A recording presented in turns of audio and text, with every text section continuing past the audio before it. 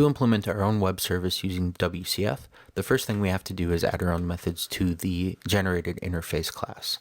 I'm going to take out the default doWork method as an example and add an operation contract for our pun method that returns an array of puns, getPuns. And now that I have it defined in my interface, I have to implement it in my concrete class, which is punservice.svc.cs. From here, I'm going to take out the example doWork method and implement our getPuns method. And I'm going to do that using our pun data service and just by returning the result of service.getPuns. If I build this, it builds successfully. And if we browse to punservice.svc in our browser, it shows us the generated HTML page for our service. This is quite different from the generated ASMX pages that we dealt with in the last module, in that it doesn't list any of the methods that are defined for our service or really give us a lot of information. All they really describe here is how to create a client or create those proxy classes locally in a client application. We can do that by referencing the WSDL document that it generates for us. If we click the link that they have for the WSDL document, you can see that it's generating the pun service interface as well as the getPuns operation and some of the other data that corresponds with that.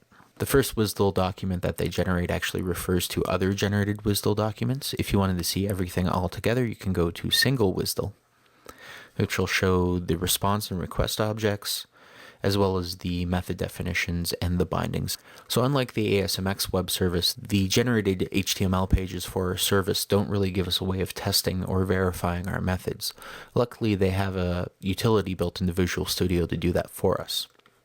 If we go back to our solution and run the solution by pressing F5, we will have the WCF test client pop up for us. This automatically connects to our punservice.svc and uses the WSDL document to generate a client for us. If your WCF service isn't set up to use the WCF test client when it debugs, you can change that by going into the project configuration. You can do this by selecting the web project and going to Properties, and then by selecting the Web tab. To start the WCF test client, we can select Start External Program as the start action, and then using the file picker, we can browse to our C drive, program files, x86 if you're running on a 64-bit machine. Scroll down to Microsoft Visual Studio, whatever version you happen to be working with.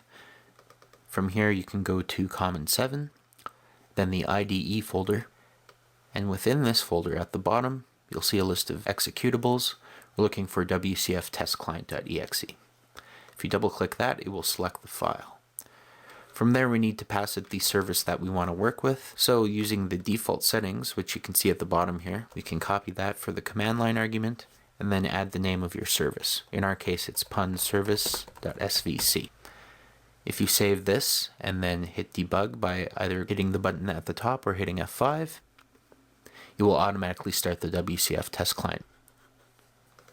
So you can see here our service, iPunService, as well as the method we just defined, getPuns.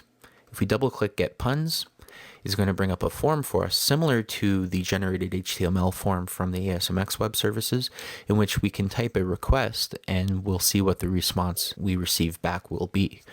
With getPuns, we don't actually take any arguments into the method, so there's nothing we have to send as part of the request. We can just click invoke, and it will show us the response in a nice formatted data table. We can see we got an array of one element. Inside of there, we have a joke pun ID in title backing field, and this is our lazy bike pun that we had from before. If you click the XML tab, it gives you a review of what the request and response SOAP envelopes are going to look like.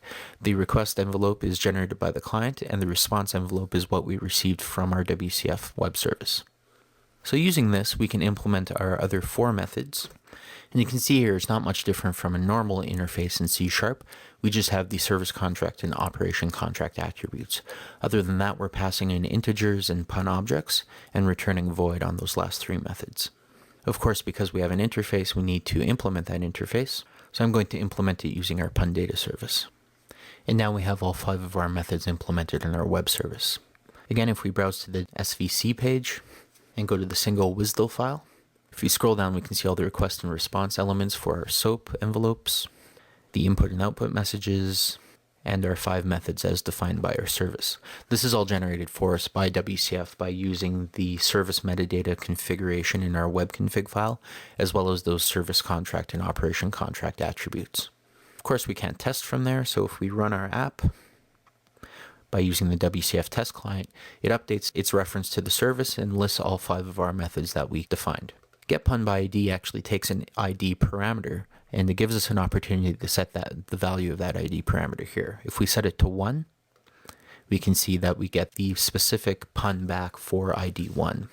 If we go to create pun, remember with ASMX it wasn't able to generate a test form for us. The WCF test client can actually use the WSDL document to generate a input form. So here we can insert a new pun. How do you fix a train that can't hear with an engineer? And we'll give it a title of Deaf Train and click invoke. We don't return anything, we're returning null, so we get a null object for a response. But if we execute getPuns again, we'll see that our new joke appears in the database. We can of course update our puns. So we'll update the pun we just entered, have an exclamation mark for the title. We'll invoke that, and if we call getPuns again, we'll see the pun now has a exclamation mark in the title. And then if we want to delete puns, we can pass the ID and click invoke. We'll get a null result, but if we execute getPuns, we'll see it's removed from the database and we only have our one original pun.